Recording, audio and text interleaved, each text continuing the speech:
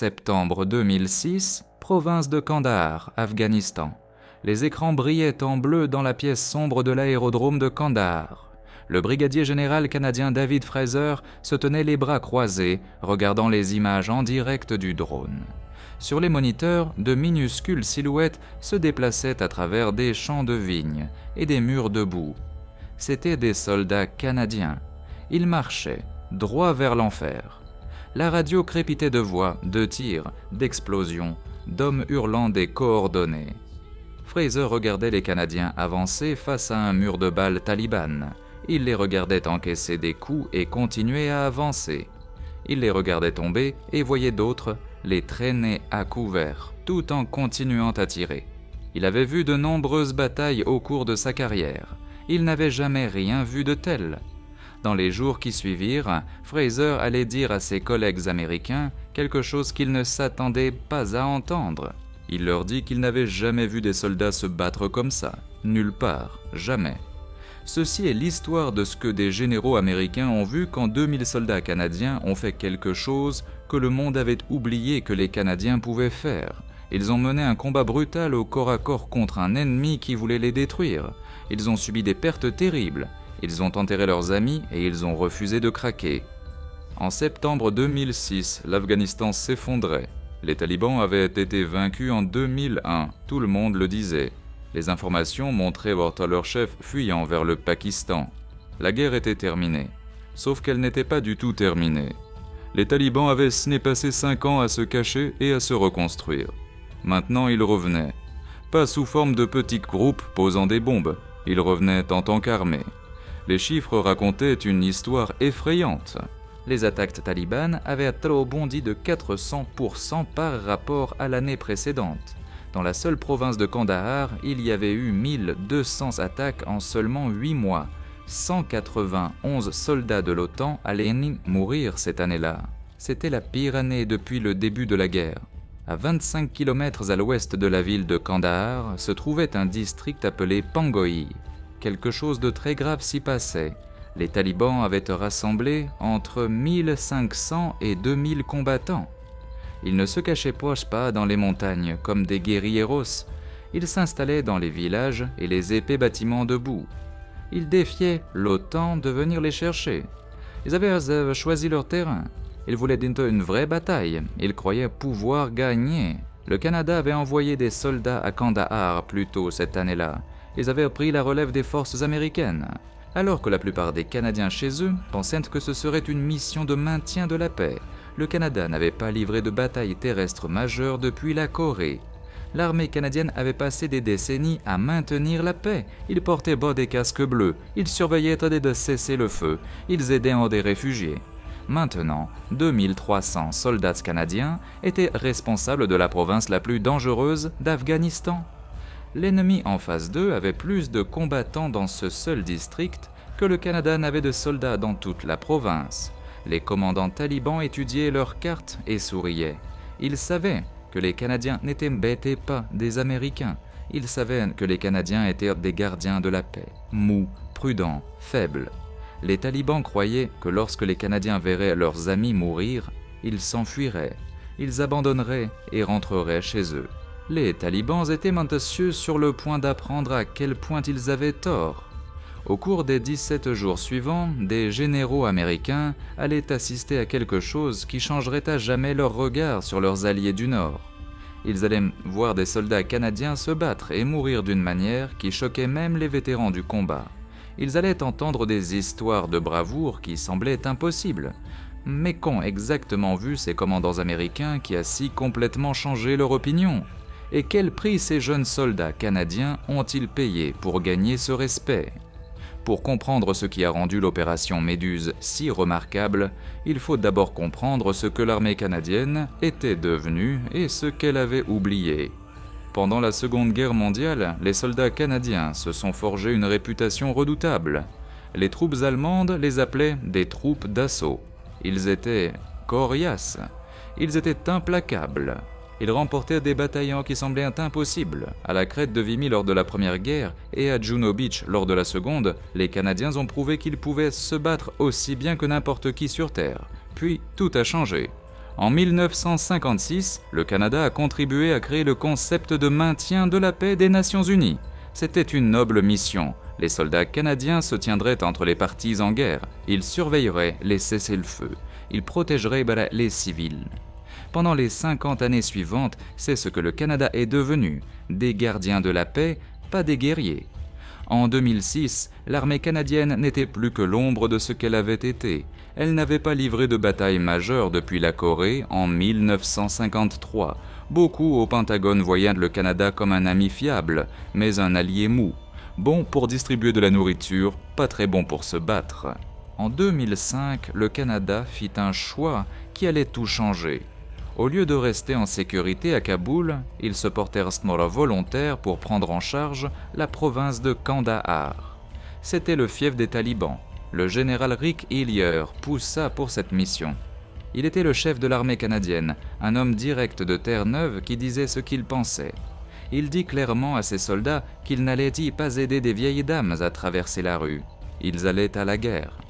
Les soldats déployés comprenaient le Princess Patricia's Canadian Light Infantry d'Edmonton, le Royal Canadian Regiment de Petawawa, le Lord Strathcona's Horse, le célèbre régiment blindé du Canada, les artilleurs du Royal Canadian Horse Artillery. Le lieutenant-colonel Omar Lavoie commandait le groupement tactique sur le terrain. Il était intelligent et calme sous la pression. Le major Matthew Sprague dirigeait la compagnie Charles du Royal Canadian Regiment. Ces hommes allaient à connaître le pire des combats. Le capitaine John Hamilton était un jeune officier qui allait devenir l'un des symboles durables de la bataille. Il avait 26 ans et était nouvellement marié. Pendant que les Canadiens se préparaient, les talibans planifiaient.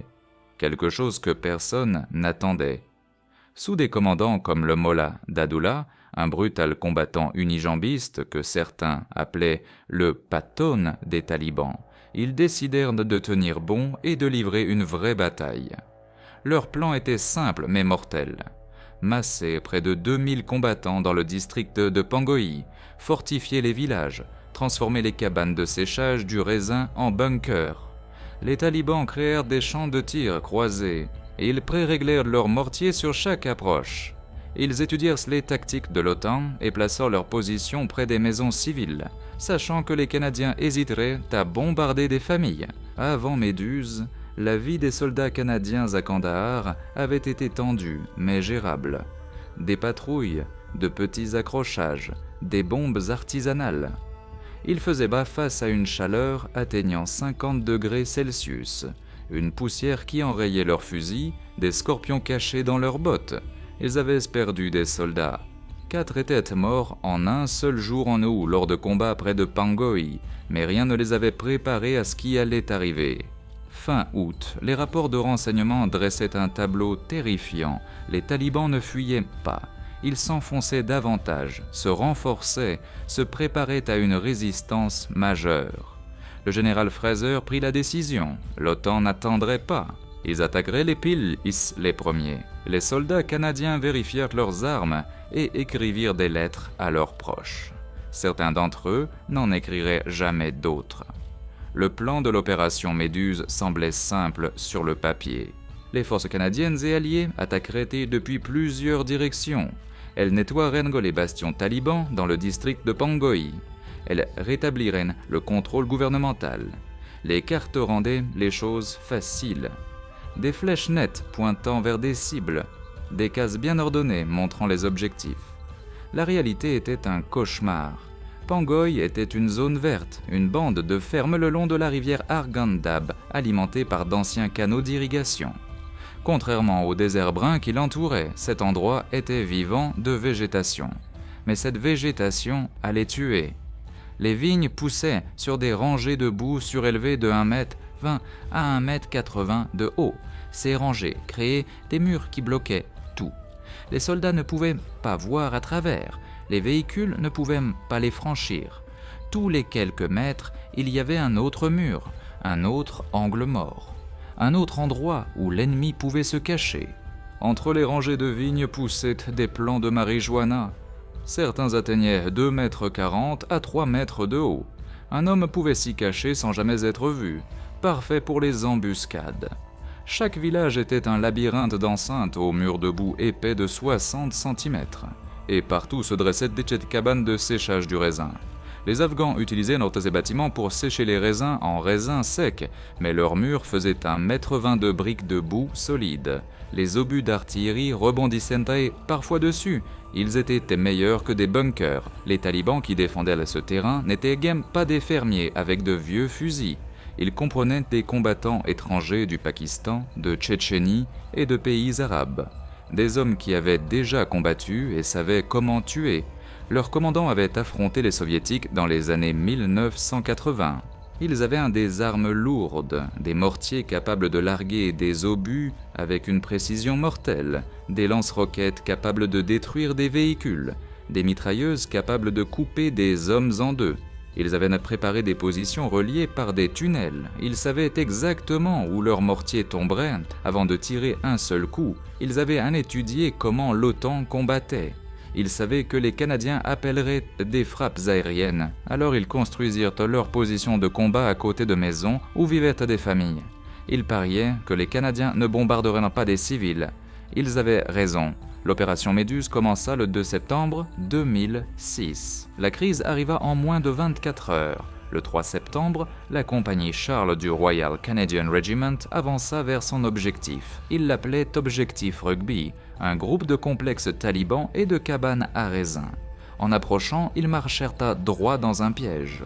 Les talibans ouvrirent le feu de partout en même temps. Mitrailleuses, roquettes, mortiers. Les Canadiens étaient pris dans un tir croisé avec des balles venant de multiples directions. Leurs véhicules s'enlisaient dans la terre meuble entre les rangées de vignes. Les radios se remplirent au tas de voix confuses. La végétation épaisse rendait impossible de voir d'où l'ennemi tirait. Le sergent Patrick Tower essaya de diriger ses hommes. Il ne pouvait pas voir les talibans, mais les talibans pouvaient le voir. Les balles sifflaient de tous les angles. Il ne pouvait pas dire à ses soldats où riposter. Puis vint le désastre qui hanterait tous ceux qui survécurent. Pendant le chaos, 2 avions d'attaque américains à 10 furent appelés en renfort. Quelqu'un leur donna les mauvaises coordonnées. Dans l'obscurité du petit matin du 4 septembre, les avions ouvrirent le feu sur le poste de commandement canadien. Des obus de canon de 30 mm déchirèrent la position. La rafale ne dura que quelques secondes. Le soldat Mark Anthony Graham mourut sur le coup. C'était un infirmier qui soignait des soldats blessés. D'autres soldats tombèrent autour de lui. Plus de 30 Canadiens furent touchés.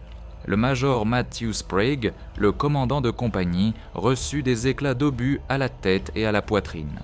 En un terrible instant, le commandement de la compagnie Charles fut anéanti. De retour à l'aérodrome de Kandahar, les commandants américains regardèrent l'attaque sombrer dans le chaos. Des pertes partirent, amis, des unités clouées au sol. L'assaut avait échoué avant même d'avoir vraiment commencé. Les Canadiens allaient-ils battre en retraite? Allaient-ils abandonner?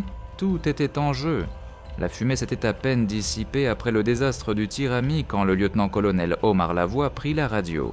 Sa voix était posée malgré tout ce qui venait de se passer. Ses hommes saignaient, ses officiers étaient à terre, l'attaque s'était arrêtée, net. Le général David Fraser faisait face à un choix. Il pouvait suspendre l'opération, faire reculer tout le monde, se regrouper et réessayer un autre jour. C'était le choix sûr, le choix attendu. Personne ne lui en aurait voulu après ce qui venait de se passer. Mais la voix lui dit quelque chose qui changea tout. Il dit « On peut encore le faire. Mes soldats veulent maintenant finir le travail. » Fraser regarda les jeunes officiers canadiens autour de lui. Il vit quelque chose dans leurs yeux qu'il n'avait pas vu depuis longtemps. Ils étaient en colère, ils étaient en deuil, et ils voulaient y retourner. Ils voulaient faire payer aux talibans chaque goutte de sang canadien. L'attaque allait continuer. Ce qui se passa au cours des 11 jours suivants allait remodeler à jamais la façon dont les généraux américains voyaient les soldats canadiens. Les Canadiens apprirent vite, se déplacer dans les champs de vignes en plein jour était du suicide. Les observateurs talibans étaient postés en hauteur et surveillaient chaque mouvement. Ils dirigeaient un feu dévastateur sur quiconque se montrait, Alors les commandants canadiens prirent une décision audacieuse. Ils attaquent rien qu'au de nuit. Les soldats canadiens s'étaient entraînés pendant des années avec des équipements de vision nocturne. Les talibans, non. Dans l'obscurité, les Canadiens devenaient des fantômes mortels. Le sergent Mike Dunning mena sa section à travers les vignes à 2 heures du matin. Il se déplaçait si silencieusement qu'ils pouvaient entendre les combattants talibans parler dans les enceintes devant eux. Ils rampèrent à portée de grenades avant que quiconque ne sache qu'ils étaient là. Puis le carnage commença. C'était du combat rapproché, le plus rapproché qui soit, des baïonnettes et des crosses de fusil, du corps à corps dans le noir, des choses que les soldats espèrent ne jamais avoir à faire. Dunning dit plus tard qu'il avait vu des choses qu'il n'aurait jamais cru voir. Les Canadiens inventèrent de nouvelles façons de combattre. Au lieu d'utiliser les portes, que les talibans piégeaient souvent avec des bombes, ils perçaient des trous à travers les murs des enceintes. Ils appelaient ça le trou de souris. Les tireurs d'élite canadiens prirent position sur les hauteurs et tuèrent des combattants talibans à des distances de plus de 1500 mètres. L'ennemi apprit à craindre le terrain découvert. Les véhicules blindés VBL-3 devinrent des armes cruciales. Leurs canons de 25 mm pouvaient percer les épais murs des cabanes à raisin quand rien d'autre ne fonctionnait. Mais quand les véhicules ne pouvaient pas avancer, les soldats allaient de l'avant à pied, dans les champs, dans les zones de mort. Les cabanes à raisin devinrent l'horreur emblématique de la bataille. Chacune était une minuscule forteresse. Les talibans avaient percé des meurtrières dans les murs. Ils avaient renforcé les positions avec des sacs de sable. Ils avaient creusé des tunnels reliant les bâtiments pour que les combattants puissent s'échapper ou se renforcer. Le caporal Ryan Farnsworth décrivit le nettoyage d'une de ces cabanes. Son équipe tira une roquette de 84 mm à travers le mur. Ils attendirent. Silence. Ils entrèrent. La poussière était si épaisse qu'ils pouvaient à peine respirer. 3 talibans gisaient, morts, à l'intérieur. Mais il y avait une autre porte, d'autres ennemis derrière. Ils avancèrent pièce par pièce pendant 1 heure. 15 combattants talibans moururent dans ce seul bâtiment. 15 hommes qui durent être tués, un par un. Les artilleurs canadiens tirèrent plus de 4000 obus d'artillerie pendant Méduse. C'était le plus lourd bombardement canadien depuis la Corée, plus de 50 ans auparavant. Les gros canons firent pleuvoir des obus de 155 mm sur les positions talibanes, jour et nuit. Les cabanes à raisin s'effondrèrent, les bunkers s'écroulèrent, le sol trembla sur des kilomètres. Le 10 septembre, les pertes canadiennes s'accumulaient rapidement. 12 soldats tués au combat, plus de 40 blessés. Pour une petite force d'environ 2000 soldats, ces chiffres étaient stupéfiants. Puis, le 14 septembre, la dernière position talibane tomba. Les forces canadiennes et alliées submergèrent le dernier bastion majeur, près de l'objectif Rugby. À l'intérieur, ils trouvèrent des munitions d'Iran et de Chine. Des fournitures médicales montrant que les talibans avaient subi des pertes massives. Des documents révélant à quel point l'ennemi s'était préparé, et des corps, des centaines de corps. L'armée conventionnelle des talibans avait été détruite. Les officiers américains intégrés aux Canadiens étaient stupéfaits. Ils s'attendaient à une force professionnelle mais prudente.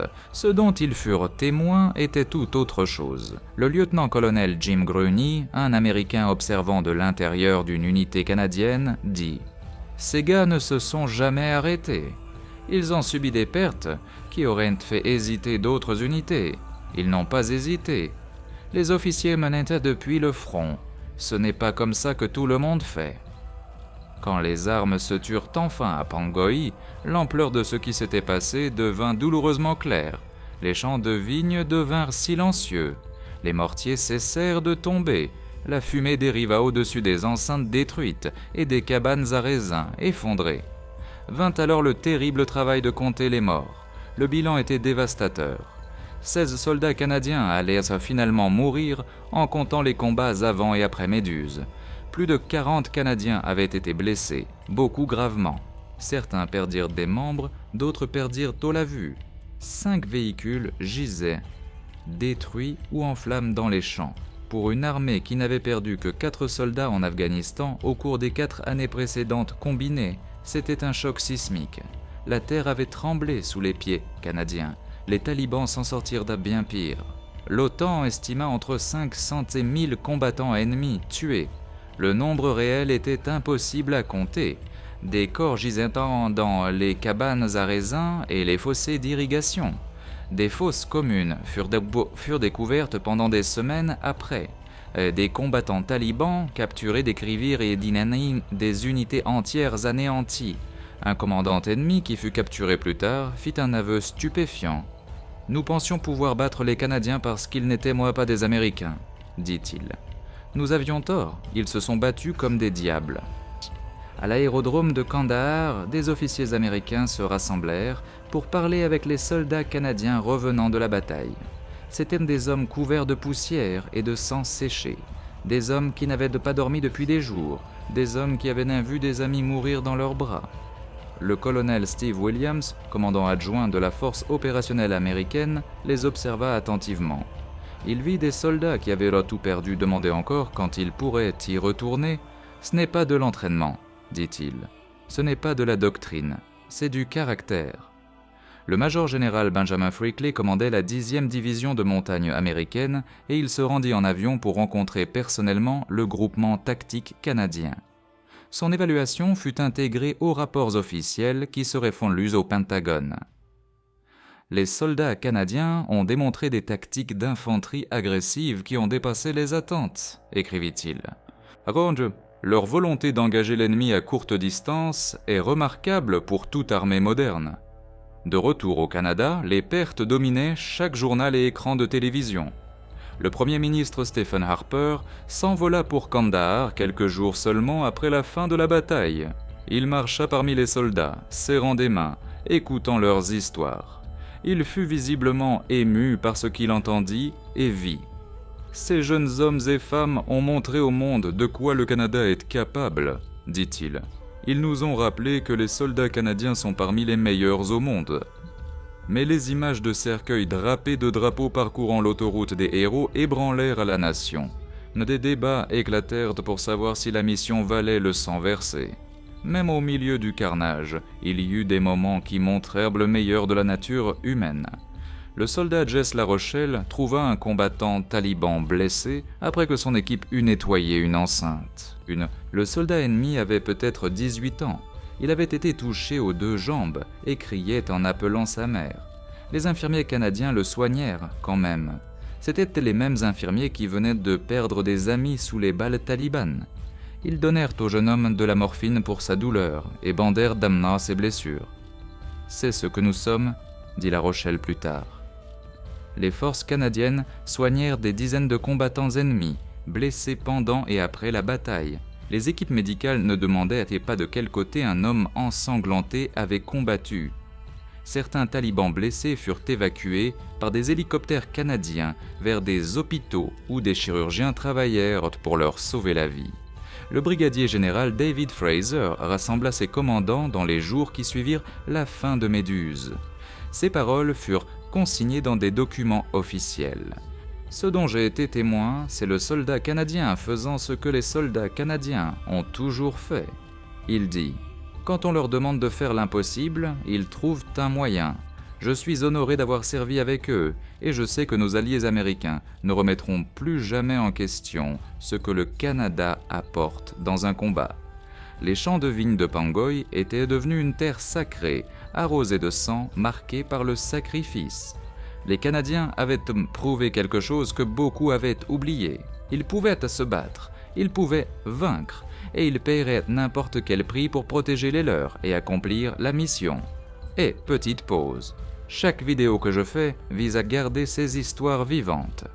Des histoires de jeunes Canadiens qui ont tout donné et n'ont jamais pu raconter leur propre histoire. Si vous pensez que c'est important, abonnez-vous. Aidez-moi à faire en sorte que tout cela ne soit jamais oublié. Maintenant, retour à la vidéo. L'opération Méduse accomplit tout ce qu'elle était censée accomplir. Les forces conventionnelles talibanes furent détruites. Ils ne tenteraient plus jamais de tenir un terrain avec une armée de masse. La ville de Kandahar, qui risquait de tomber avant la bataille, resta aux mains du gouvernement. L'OTAN avait prouvé qu'elle pouvait mener des opérations de combat majeures loin de chez elle, mais l'impact de ces 17 jours alla bien plus profondément que quiconque ne l'avait prévu. Les talibans apprirent une leçon brutale dans les champs de vignes de Pangoï. Tenir position et combattre les forces de l'OTAN signifiait la mort, une destruction complète et totale. Alors ils changèrent leur façon de combattre. Après Méduse, ils abandonnèrent entièrement la guerre conventionnelle. Ils passèrent aux bombes artisanales en bord de route et aux petites embuscades. Une guerre de patience conçue pour saigner l'OTAN lentement jusqu'à ce que les pays occidentaux perdent la volonté de se battre. De cette manière, l'opération Méduse fut à la fois une grande victoire et un tournant. Elle façonna tout ce qui suivit dans la guerre afghane. La bataille changea fondamentalement la façon dont les dirigeants militaires américains percevaient le Canada. Le général David Petraeus, qui commanderait plus tard l'ensemble des forces de la coalition en Afghanistan, parla des Canadiens lors de son témoignage devant le Congrès des États-Unis. Nos alliés canadiens ont fait preuve d'une bravoure extraordinaire dans certains des combats les plus durs auxquels cette coalition a été confrontée, dit-il. Ils ont gagné le respect de chaque soldat américain ayant servi à leur côté.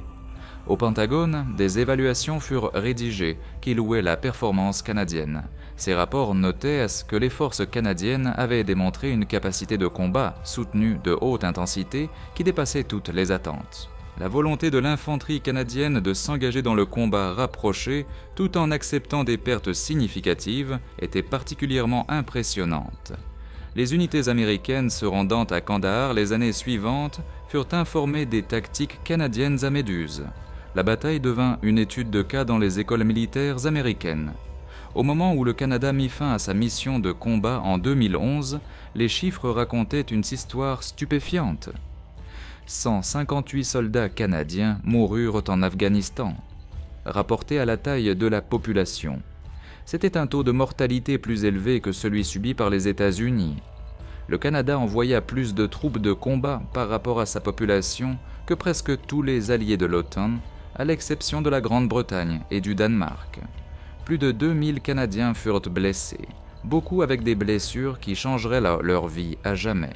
L'opération Méduse fut la première offensive majeure menée sous commandement complet de l'OTAN, et son succès prouva que l'Alliance pouvait mener de vraies guerres loin de l'Europe, mais elle exposa aussi des problèmes. D'autres nations de l'OTAN furent pressées d'envoyer des forces de combat plutôt que de rester dans des zones plus sûres. L'Allemagne, la France et l'Italie furent critiquées pour avoir évité les combats difficiles. Le problème de certaines nations combattant tandis que d'autres ne le faisaient même devint un enjeu politique majeur. Le sacrifice du Canada lui donna une autorité morale dans ces débats. Des documents capturés et des interrogatoires de prisonniers révélèrent comment l'ennemi percevait ce qui s'était passé. Les Canadiens ne combattent pas comme des casques bleus. Un rapport taliban déclarait « Ils sont très agressifs. Ils ne s'arrêtent pas quand ils subissent des pertes. Leur artillerie est très précise.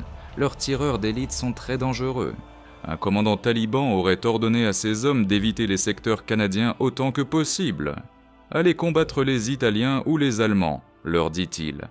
Les Canadiens vous poursuivront et vous tueront. » Les doux casques bleus étaient devenus tout autre chose. Les hommes dans les champs de vignes avaient réécrit la façon dont le monde voyait les soldats canadiens.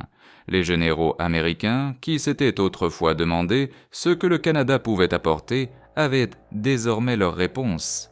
Elle était écrite dans le sang des talibans à travers le district de Panwai.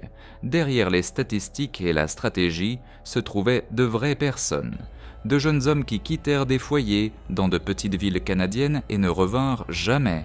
Des survivants qui rentrèrent changés à jamais.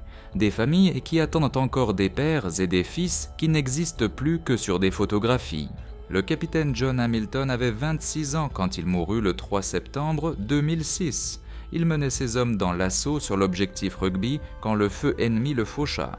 Le désastre du tir ami viendrait le lendemain matin, ajoutant plus de chagrin à une journée déjà dévastatrice.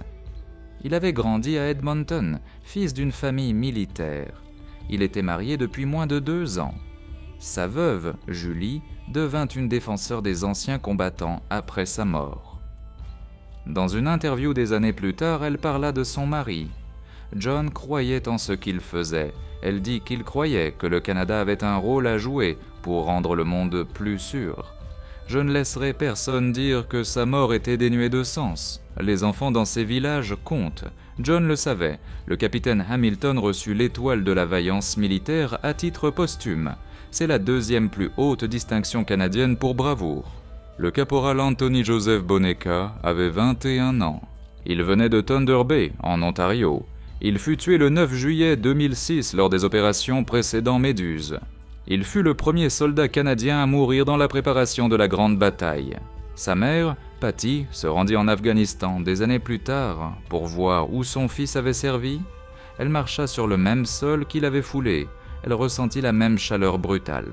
Elle vit les murs debout et les champs sans fin. « J'avais besoin de comprendre, dit-elle. Quand j'ai marché dans ces champs, j'ai compris. C'était une guerre, une vraie guerre. Mon fils est mort en guerrier. Le caporal-chef Aaron Doyle servit comme tireur d'élite pendant l'opération Méduse. Le nombre de combattants ennemis qu'il tua ne fut jamais officiellement révélé, mais ses camarades parlaient discrètement de son habileté meurtrière. Des années plus tard, Doyle luttait contre les blessures invisibles de la guerre. Le trouble de stress post-traumatique le hantait comme un fantôme qui ne voulait pas partir.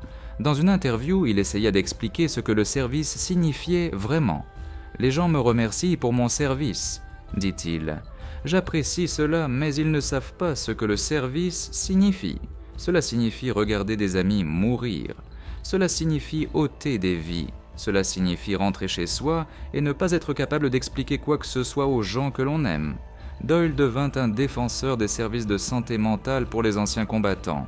Il transforma sa douleur en mission en aidant d'autres qui souffraient comme lui. Le sergent Bill Parsons avait rejoint l'armée à 17 ans. Pendant Méduse, il avait 40 ans, un ancien selon les standards de l'infanterie. Il était partout pendant la bataille, menant des patrouilles, calmant de jeunes soldats effrayés, organisant des convois de ravitaillement sous le feu. Il ne cessait de dire aux jeunes soldats que les Canadiens avaient déjà fait cela. La Corée, la Seconde Guerre mondiale, la crête de Vimy. « C'est ce que font les soldats canadiens », disait-il. « Nous allons dans des situations impossibles et nous trouvons un moyen. » Parsons survécut à Méduse et prit sa retraite en 2010. Il retourna dans sa ville natale au Nouveau-Brunswick où il entraîne des jeunes au hockey. Il parle rarement de la guerre. Le soldat Kevin Dallaire avait à peine 19 ans pendant la bataille. Il avait rejoint l'armée directement après le lycée dans une petite ville de la Saskatchewan. « J'étais terrifié, admit-il, des années plus tard. Absolument terrifié. Mais on ne peut pas le montrer. Vos camarades comptent quand même sur vous, alors on avance. On fait son travail.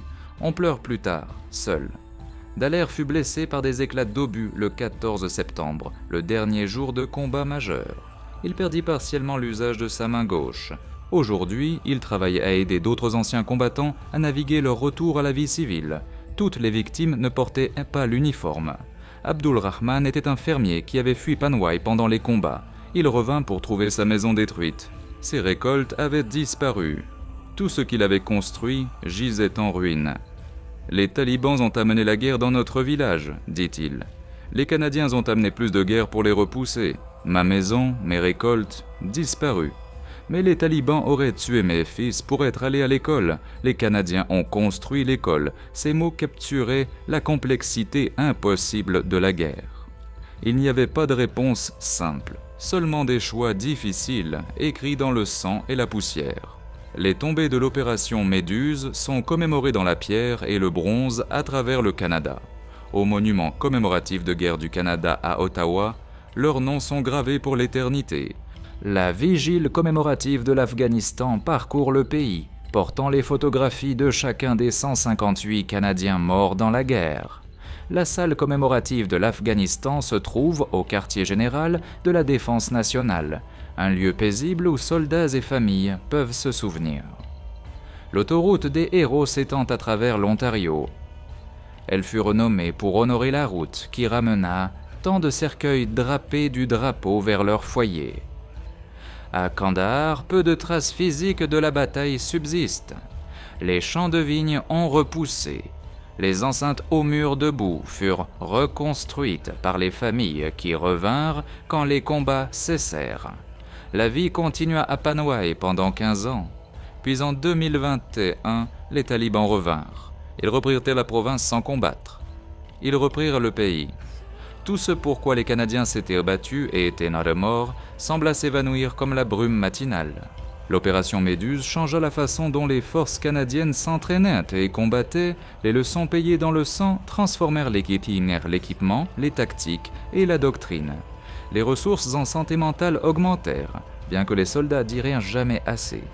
La bataille est encore étudiée au Collège des forces canadiennes comme un modèle d'adaptation sous le feu. Les écoles de guerre américaines l'enseignent aussi. Mais les leçons gravées dans la doctrine parmi les huttes de vigne comptent encore pour des soldats qui n'étaient pas encore nés quand la bataille fut livrée. Pour le Canada, l'opération Méduse marqua un tournant qui reste contesté. Certains Canadiens embrassèrent la redécouverte de leur héritage militaire. Des livres et des documentaires célébrèrent les soldats de Kandahar. L'expression « nous ne sommes pas que des casques bleus » devint courante. La fierté envers l'armée grandit d'une manière jamais vue depuis la Seconde Guerre mondiale. D'autres questionnèrent le coup. 158 morts, plus de 2000 blessés. Pourquoi ? Les talibans ont gagné à la fin. Ils gouvernent à nouveau l'Afghanistan. Les filles ne peuvent pas aller à l'école. Le gouvernement que les Canadiens sont morts en protégeant n'existe plus. Le colonel Ian Hope commandait le groupement tactique canadien avant Méduse. Il regarda beaucoup de ses soldats mourir dans les mois précédant la grande bataille. Des années plus tard, il offrit son jugement. « L'histoire jugera l'Afghanistan sévèrement, dit-il. Mais l'histoire ne devrait pas juger ses soldats. Ils ont fait tout ce qu'on leur a demandé et plus encore. Ils ont montré que le Canada produit encore des guerriers, cela compte même si les politiciens gaspillent leurs sacrifices. Que dire, les généraux américains quand ils virent les soldats canadiens combattre ? Les réponses vinrent dans des centaines de déclarations au fil des ans. Le général Stanley McChrystal dirigea les opérations spéciales et commanda plus tard l'ensemble des forces de la coalition. « J'ai servi avec des soldats de dizaines de nations, dit-il. Les Canadiens à Kandahar étaient parmi les meilleurs que j'ai jamais vus. Ils combattirent et moururent avec une bravoure qui honorait leur histoire. » Le général David Petraeus remercia spécifiquement les forces canadiennes pour leurs contributions extraordinaires à la sécurité de la province de Kandahar. Oui, peut-être les mots les plus justes vinrent d'un soldat canadien anonyme qui survécut à Méduse. « Les gens demandent si cela en valait la peine, dit-il. Je ne sais pas comment répondre à cela. Mes amis sont morts là-bas. J'ai tué des gens là-bas. J'ai changé là-bas. Mais je vais vous dire ceci. Quand ces généraux américains nous ont regardés combattre, ils ont vu quelque chose de réel. Ils ont vu que les Canadiens, quand nous en avons besoin, peuvent être aussi durs et aussi courageux que quiconque ayant jamais porté un uniforme. Ce ne fut pas une surprise pour nous, ce fut un rappel pour tous les autres. » Un drapeau canadien blanchi par le soleil flottait encore au-dessus de la base avancée, le 15 septembre 2006. Autour de lui se tenaient des soldats épuisés, aux yeux hantés. Au loin, les champs de vignes s'étendaient vers les montagnes, silencieuses enfin. Au-dessus d'eux, des hélicoptères américains tournoyaient. Leurs équipages regardaient en bas les soldats qui avaient d'abord gagné un nouveau type de respect. Le coup était inscrit sur chaque visage en contrebas.